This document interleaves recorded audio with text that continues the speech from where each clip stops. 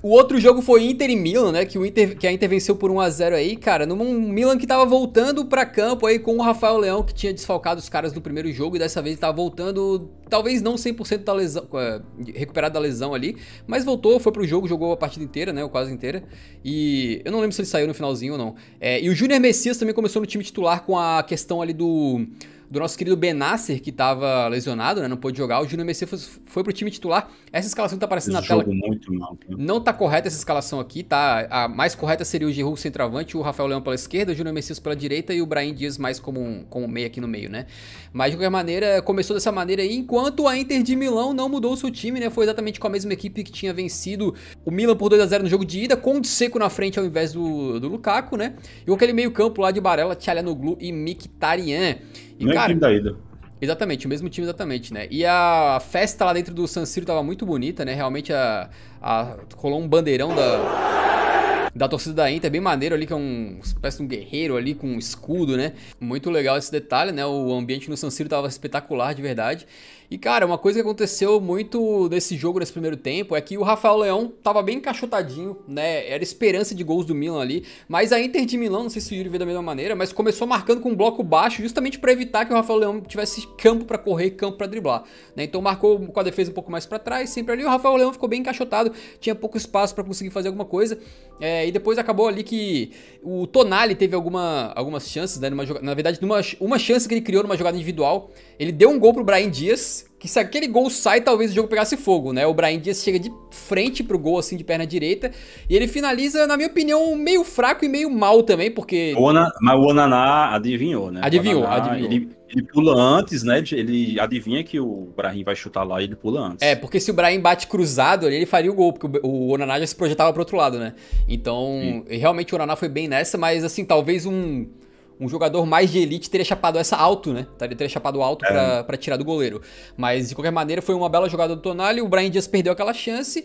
E depois, em geral, o Rafael Leão sem muito campo, né? Mas teve uma vez. Teve uma chance no final, né? Do Exatamente, tempo. porque foi um raro erro da defesa da Inter, que o Rafael Leão vai brigar com a bola com o Darmian. E o Darmian, acho que ele escorrega, ele tava meio destrambelhado, ele cai. No que ele cai, o principal marcador do Rafael Leão tava no chão. E aí ele consegue avançar, faz uma jogada. O bicho é engraçado, né, cara? Ele às vezes, ele parece tão simples pra ele puxar pro lado e tirar do zagueiro. É muito, muito louco isso do Rafael Leão. Mano a mano. Cara, Sim, o bicho... cara, a Inter, eles concentraram ali o Dumfries, o Darmian e o Barella, naquele lado direito ali. Aí, tendo um cara na sobra, fica mais tranquilo de tentar anular ele. Só que se ficar no X1, cara, assim, é muito difícil de ter o cara. Ele usa muito da explosão, né? Porque ele, tipo assim, ele vem na velocidade, na hora que o zagueiro dá uma fechadinha, ele dá uma paradinha, só que daí num toque pro lado, assim, ele já bota na frente e o zagueiro já morreu no lance, né? E aí Ele tem muita facilidade de levar pros dois lados. Ele é destro, né? Só que ele tanto leva facilmente pra abrir, pra chutar com a direita, quanto pra esquerda. Inclusive... um gol que ele faz contra o Napoli naquele 4 a 0 é assim, né? Que ele tá levando, o zagueiro acha que ele vai abrir pra direita pra chutar, só que ele leva pra esquerda, bate com a esquerda e faz um golaço. E daí, cara, ele acaba perdendo esse gol aí por pouco, né? Ele até finalizou legal, tentando pegar no segundo pau, assim, do goleiro, mas não conseguiu meter o gol. E de resto, cara, a Inter foi muito melhor no jogo, né? Teve chances com o Barella, teve um desviozinho. Assim, essa chance do Barella é uma baita defesa do Manhã, né? E depois tem um desviozinho de cabeça, eu não lembro quem é que desvia, mas a bola na área, vai um desviozinho de cabeça e o Manhã pega mais uma. É o Dzeko. E depois o Lautaro também consegue mandar uma bola pra fora, mas assim, em geral, o Milan estava encaixotado, né? E a Inter estava criando algumas chances ali, talvez não assim com alta profusão de chances criadas, mas me parecia que estava melhor. E naquele primeiro tempo já deu pra ver que esse seria o panorama do jogo, assim, que a não ser que o Milan voltasse pro segundo tempo, transformado, a Inter conseguiria controlar, né? Eu não sei o que tu achou desse primeiro tempo aí. Em síntese, assim como você citou, a Inter controlou o Milan de maneira muito tranquila, né? Exceto por essa chance do Brahim e a do Rafael lá no final do jogo. Eles ficaram a maior parte do tempo tocando a bola, roda para um lado, roda para o outro, passa pelo Tonali, passa pelo Brahim, chega no Júnior Messias e nada acontece feijoada. Um jogo simplesmente impecável da Inter do ponto de vista defensivo, né? Eles tinham a vantagem, né? O plano de jogo era correto, não tinha nada que entrar e tentar ir para cima para matar o jogo. E eu acho que talvez um grande erro talvez um grande erro, acho que é exagero da minha parte, mas um erro que eu acho que o Inzaghi cometeu foi ter começado o jogo com o Dzeko. Porque assim, se você sabia que tinha esse plano de jogo para jogar de forma mais defensiva, deixar o Milan com a bola e tentar sair na velocidade para de repente matar o jogo, você vai começar o jogo com um centroavante pesadão, que não é rápido, que serve mais para jogar de maneira ofensiva. Eu acho que se tivesse com o Lukaku desde o começo seria muito melhor. O Lukaku é um cara rápido, é um cara que faz um pivô de maneira genial, é um cara que é muito mais adequado para esse tipo de jogo, de modelo de jogo que o Inzaghi usou nessa volta. Então, eu acho que talvez só isso que eu mudaria, mas de resto foi tudo perfeito. E até se tivesse para ter um vencedor no primeiro tempo, eu acho que seria a Inter, né? Eu acho que as chances deles foram até melhores. Uhum. E no segundo tempo, cara, acaba que um jogador ali que também eu esperava alguma coisa, mas que ficou completamente encaixotado na marcação da Inter foi o Brahim Dias. O Brahim Dias perdendo muitos duelos físicos, né? A eliminatória dele muito ruim, né? É, As duas pernas. ele é um bom jogador, mas não sei, cara. Parecia que toda vez que ele pegava na bola, tentava alguma coisa, vinha um jogador da Inter, tipo assim, sai pra lá, garoto, tá ligado? Então. Esse, cara, é porque assim, era o Brahim Dias contra Mkhitaryan, Depois entrou o Brozovic, né? Inclusive no primeiro tempo no lugar do Mkhitaryan. mas o Barella, essa galera do meio campo da Inter, cara, fez um eliminatório simplesmente impecável, cara. O geral tava perfeito. O Milan, ele não cria nada por dentro, nada. Às vezes em que eles conseguiram gerar alguma coisa, algum sustinho ali, foi sempre tentando avançar pelos lados, mas a parte, o miolo de área ali, digamos, da parte defensiva da Inter estava simplesmente perfeito. E, cara, achei que o segundo tempo foi com menos chances aí, né? E uma coisa que eu percebi acompanhando o jogo pelo Twitter é que os torcedores do Milan estavam meio que putos da vida que o Pioli não tinha mexido na equipe. Ele demorou, olha só, o time não tava conseguindo jogar bem, tá? Tava encaixotado, precisando fazer 2 gols, pelo menos, né? E ele demorou até os 75 minutos de jogo pra fazer uma mexida, se eu não tô enganado, né? Deixa eu ver aqui até pra não falar besteira. Mas a primeira mudança dele foi aos 64 e depois aos 76 que ele mudou, ele botou o Salam Alekers e o Origi. Aos 64, na verdade, foi por lesão. Acho que o Thiago sentiu alguma coisa, né? Daí entrou o Carlos Lúcio, se eu não tô enganado, é isso aí. E aí depois, aos 76, que ele faz mudanças táticas. Então, a torcida do Milan tava possessa com o Pioli, que ele demorou tanto. Até porque um cara que o Messias, eu acho que deveria ter saído mais cedo, né? Exatamente isso que eu ia falar. Ele realmente estava muito desconectado do jogo ali, né, cara? Fez uma partida muito fraca, ele não estava acertando nada. Assim, não teve motivo, acho, pra manter ele tanto tempo no segundo tempo, né? Em campo ainda. Pioli não confia muito no elenco, né? Eu falei isso aqui, que o elenco da Inter é muito melhor. A Inter tem mais opções do banco de reservas para tentar mudar algum jogo quando precisar, mas o Milan, cara, esse elenco do Milan, olha, é zoado, cara, é zoado. Acho que o Milan é um time que a gente viu que fez uma temporada passada muito boa, foram campeões italianos, mas é um time que depende muito do 11, né? Eu acho que é algo similar ao Napoli agora, né? O 11, assim, quando tá bem, quando os caras estão em boa fase, quando o time tá bem encaixado, ok. Só que quando não tá, quando algumas peças começam a jogar mal, você olha pro banco e é um deserto. Aham, e cara, o Pioli demorou tanto pra mudar que o Inzaghi foi lá e mudou antes, né? Realmente tirou do Dzeko, botou o Lukaku, e o Lukaku... Demorou até, né, pra tirar o Dzeko. Não fez uma partida brilhante, mas ele foi bem, entrou, puxou contra-ataque na correria na ponta direita, deu assistência pro Lautaro. Esse gol do Lautaro até achei curioso, porque meio que o Lautaro e o Lukaku ficam trocando passe ali umas 2 vezes dentro da área, tipo assim, a defesa do Milan... a defesa, tipo assim, os caras trocando passe ali, não deveria ser possível fazer isso, mas eles conseguiram, e o Lukaku então acha o Lautaro bota na frente, finaliza de canhota, e o Manhã tem... Cara, é muito difícil, o goleiro em geral não pode tomar gol entre ele e a trave, mas ele, né, foi uma bola muito complicada, muito perto também, então acho que não tem nenhuma culpa no gol Manhã. O Lautaro fechou o olho e soltou o balaço, fica, nem saber. Tanto que assim, esse é um chute que geralmente você manda cruzado, né, mas ele fechou o olho e mandou entre a trave e o goleiro. Foi chute tão forte que o Manhã até... A bola pega nele, mas acaba entrando. E aí a Inter fazia 3-0 no agregado, o Milan teria que fazer o impossível, porque não tava jogando praticamente nada e teriam que fazer 3 gols, né? Então ali já tava morto, já tava classificada a Inter pra final da Champions, principalmente porque o Milan ofensivamente tava nulo, né, cara? E o Lautaro Martinez, impressionante a marca dele, né? 8 gols em 14 jogos contra o Milan na carreira, simplesmente o cara gosta de decidir clássico. E com esse gol do Lautaro também veio o fotão dessa semifinal da Champions League, que é esse aqui pra quem tá vendo ao vivo aqui, o Lautaro meio que sobe ali na grade ali perto da arquibancada, e aí tem um fotaço do Lautaro assim, imponente assim, né, na frente da torcida, a torcida comemorando com ele, e inclusive tem 2 camaradas com com uma bandeira ali, né, do Lautaro. Então foi bem maneiro. E no final das contas, então, cara, o Inter venceu o Milan novamente, né? Um atropelo da Inter pra cima do Milan nessa temporada. São 4 vitórias, né, cara? Com 7 gols marcados e 0 sofridos. É uma parada sinistra. E aí, cara, no final das contas, então, Inter 1, Milan 0. Com o Milan mostrando muito pouco, né, cara? Mostrando muito pouco nas 2 eliminatórias. Se a gente somar aí, acho que é incontestável que a Inter jogou melhor, controlou melhor. Os jogadores da Inter subiram de nível para uma semifinal tão importante, uma semifinal histórica, né? Um clássico, um dos maiores do planeta aí numa semi de Champions. E, cara, passou com muito merecimento, né? Não sei o que tu acha aí, o que faltou pro Milan. Acho que a diferença era muito grande entre as duas equipes em termos de qualidade e em termos coletivos. O Milan faz uma temporada coletivamente muito ruim, cara, muito irregular. Assim, teve aquele vislumbre ali de bom futebol naquelas semanas em que eles vencem o Napoli duas vezes, né? Uma no Campeonato Italiano por 4-0, depois vencem a ida na Champions e empatam a volta. Aí parecia que tava dando uma ressurgida, mas de maneira geral, cara, o Campeonato Italiano muito irregular, muito mal mesmo, eliminado nas oitavas na Copa da Itália. Perdeu a Supercopa com goleada contra a Inter, né? Tomou um 3-0. Acho que a diferença entre as duas equipes era muito grande. E assim, a Inter até chegou a ter também um momento de instabilidade na temporada.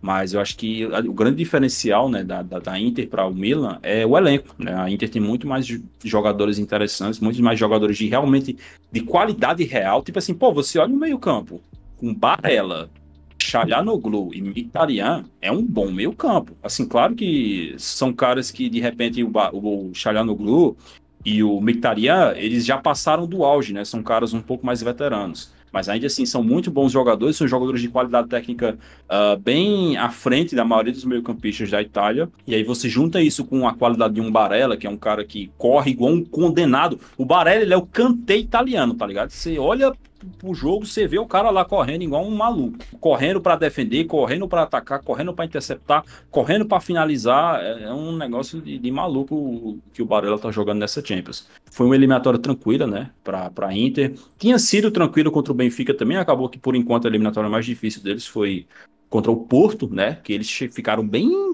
próximos assim de ir para a prorrogação contra o Porto, mas contra o Benfica se classificaram com tranquilidade e agora contra o Milan de novo com tranquilidade. Só tomaram um gol em um jogo nesse mata-mata de Champions inteiro. E aí, ó, a gente tá falando todo do mata-mata e tal, mas também vale lembrar, a Inter passa no grupo com Barcelona e Bayern de Munique, né? Passa no grupo da morte, o grupo mais difícil dessa Champions League aqui. Então é uma campanha, assim, muitíssimo digna de méritos. E aí eu já vou emendar isso, porque eu vi uma galera dizendo que, nossa, mas a campanha da Inter é muito tranquila, só passou por time pequeno, só passou por time fraco. E assim, galera, eu consigo entender, eu sei que tem guri que só assiste Premier League, guri que só assiste Bundesliga, que só assiste Campeonato Espanhol, que só assiste Real Madrid e Barcelona, mas assim, cara, se você só assiste essas coisas, você não tem que falar sobre futebol e aí dizer que todos os outros times são pequenos, são insignificantes. Não é assim que funcionam as coisas. Em que mundo que a gente tá vivendo que o Porto e o Benfica são times pequenos? O Benfica, a maior parte da temporada, era considerado como um dos melhores times da Europa. O Benfica passou em primeiro lugar no grupo com PSG de Messi, Neymar e Mbappé e a Juventus. A Juventus que agora é a vice-líder do campeonato italiano. Inclusive à frente da Inter, à frente do Milan. Aí agora que a Inter chegou na final, é fácil você dizer, mas o Porto é uma baba. Quando foi enfrentar o Porto tava com 21 jogos de invencibilidade. 21 jogos de invencibilidade. Aí você vai pegar um time desse e vai dizer que é uma baba? O Benfica, que tá aí pra ser campeão português, que fez uma campanha excepcional. Até a Copa do Mundo, o Benfica não tinha nenhuma derrota. O Benfica foi pra pausa pra Copa do Mundo sem nenhuma derrota na temporada. E aí hoje que a Inter já passou por esses caras, você vai dizer que foi uma baba, foi um caminho tranquilo? Não, e clássico contra o Milan, né? Tipo assim, quando que é tranquilo? Nem se um tivesse na Série A ou na Série B seria tranquilo, porra. E se o Milan tivesse ganhado, até geral tava dizendo, mas a camisa, tá vendo? É o Milan, é difícil, o Milan, não sei o quê, mas não. Agora que foi eliminado é uma baba, não é nada demais. Pô, eu já vi time grande, time relevante da Europa, rico, com jogador top, que pegava caminho baba na Champions e tomava taca. Vocês sabem quem já passou por isso aí nesses últimos anos de Champions. Então, assim, cara, você querer tirar mérito porque enfrentou... porque não enfrentou o Bayern de Munique e o Real Madrid é baba, automaticamente.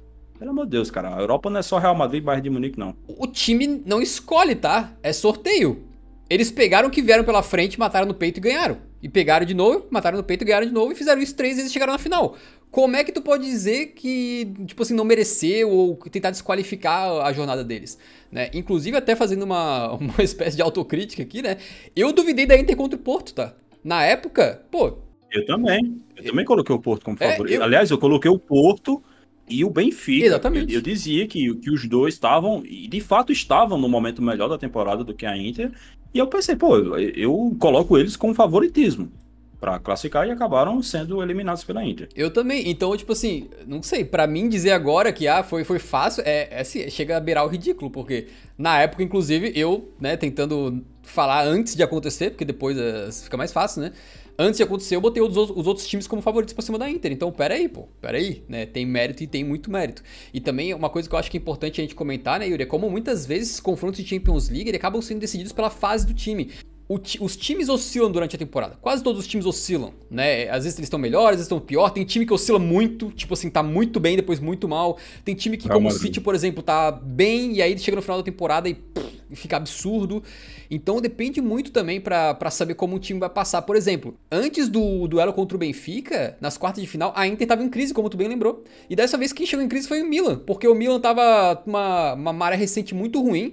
Inclusive, enquanto a Inter chegou pra esse confronto com 7 vitórias consecutivas, inclusive sobre o Milan, né, e entre outros times graúdos da Itália, o Milan vinha de uma derrota por 2-0 pro Spezia. Então a fase dos times, ela também afeta muito o que acontece numa eliminatória, né? O próprio Milan se beneficiou um pouco disso quando pegou um Napoli já meio combalido, né? O Napoli já vindo em queda na temporada, e a gente tá vendo que esse final de temporada não é o melhor do Napoli. Cara, eu costumo dizer assim que para ganhar a Champions, você não precisa ser o melhor time da Europa, você não precisa ser o melhor time da temporada, você não precisa nem ser o melhor time da Champions para ganhar a Champions, tá ligado? Você só precisa estar bem naquela semana.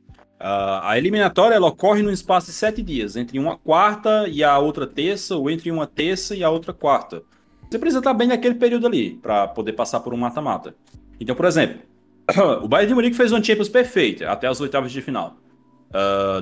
E enfrentou o Barcelona, a própria Inter, que está na final, e o PSG, e não tomou gol de nenhum.